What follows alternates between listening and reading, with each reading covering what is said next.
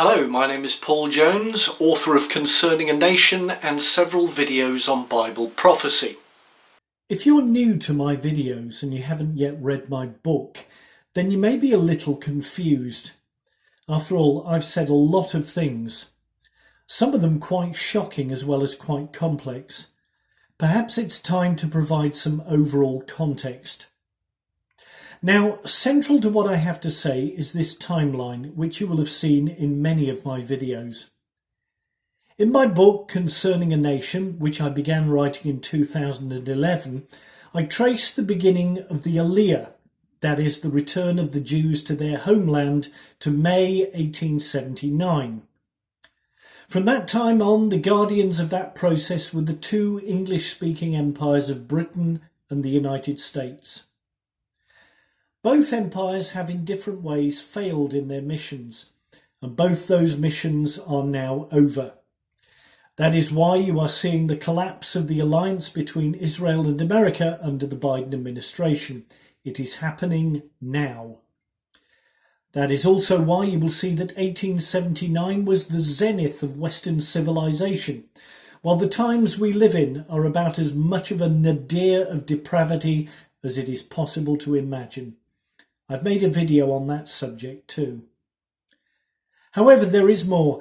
Beginning in 1879, the first wave of the Aliyah, the Jews of Russia, where most of the world's Jews lived at the time, were dislodged by pogroms of increasing intensity. However, only some went to the Holy Land. Next, in 1922, the pressure began to be placed upon the Jews of Western Europe. We know how that ended. In 1948, the Jews of North Africa and the Arab states were sent to the new Israeli state by ferocious persecution. In 1991, following the collapse of the Soviet Union, the residue of the Russian and Eastern European Jews were released. The Soviet Union, like both the other timelines, consisted of 25,200 days or 70 prophetic Jewish years. The last fault line, as it were, concerns the United States in May 2017, where the vast majority of the Jews of the modern diaspora reside. They are more comfortable than any Jews of previous history. They won't go willingly. The process of dislodging them through the usual methods of persecution and economic collapse is beginning as we speak. A report out only today in the Times of Israel says that support for Israel among evangelicals in the United States is collapsing, and many US Jews are openly hostile to her. Sleepy Joe Biden presides over a party which seems to hate Israel. He's recently prevented Israel from destroying Hamas, resumed aid payments to the Palestinians, alienated Saudi Arabia, undermined the Abraham Accords, and begged the Iranians to allow him back into the disastrous JCPOA, which will provide Iran with billions for terrorism and ballistic missiles. What judgments is God going to visit upon America because of this? Now, the implications of this are compelling. If God has for the last 150 years followed this plan, then can we assume that the end times, while not far away, are not exactly as imminent as some have suggested? There is still much to happen. Israel's relations with the US are breaking down, and she finds herself among the nations without a protector. The Jews of North America must return. This time there is no other comfortable haven except Israel. I've made a video on this subject called Exodus. In my book, I explain that a great deal has to take place before the end comes. The 10 tribes have yet to be found. I have a video about that too. The world described in the future prophecies of the Bible is completely different from the modern world.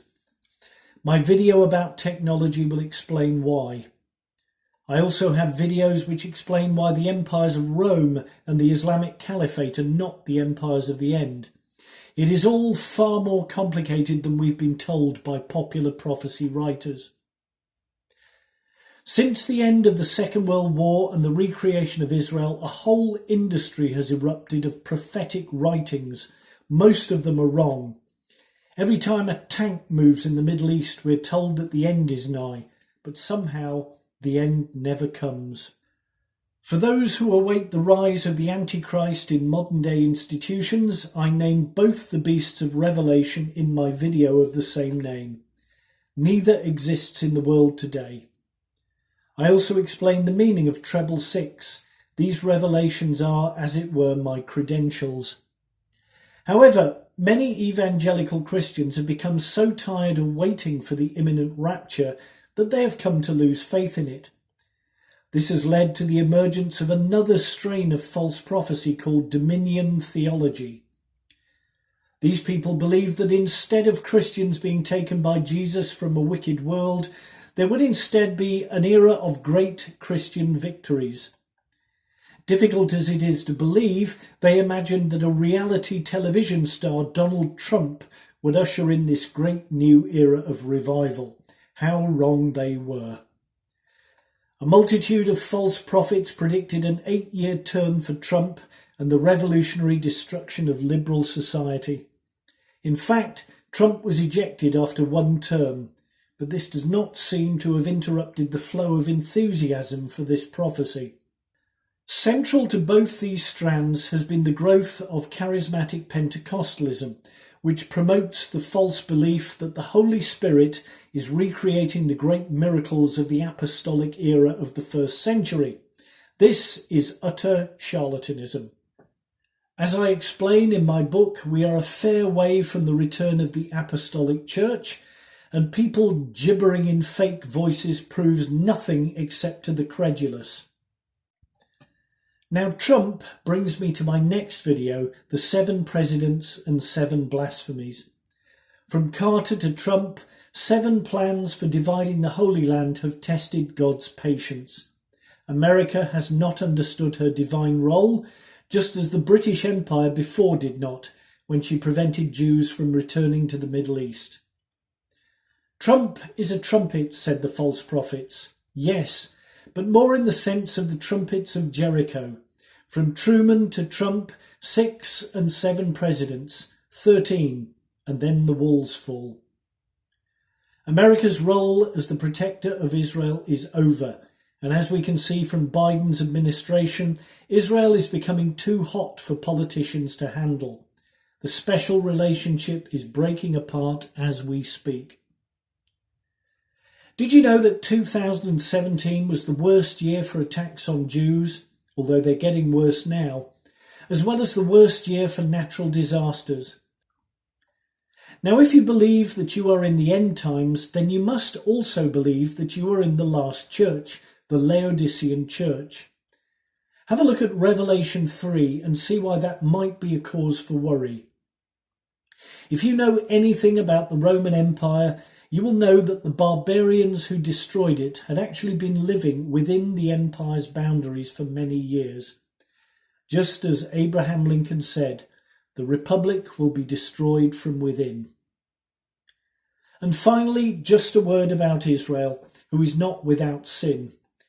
Israel must cast the unbelievers off the land. As long as they remain there, God will make them a thorn in the side of the Jews. And there must be room for the newcomers from the west. The land right up to the Euphrates belongs to the Jews, and they must take it. And she must stop copying the depravities of the decadent West.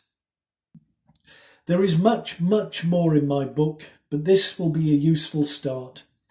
Please try not to see this as just an interesting academic exercise. The unfolding events and the consequences thereof will be very grave indeed. This is a time for real prayer. Thank you for watching, and God bless you all. Please read my book Concerning a Nation, published by Lulu. Thank you again.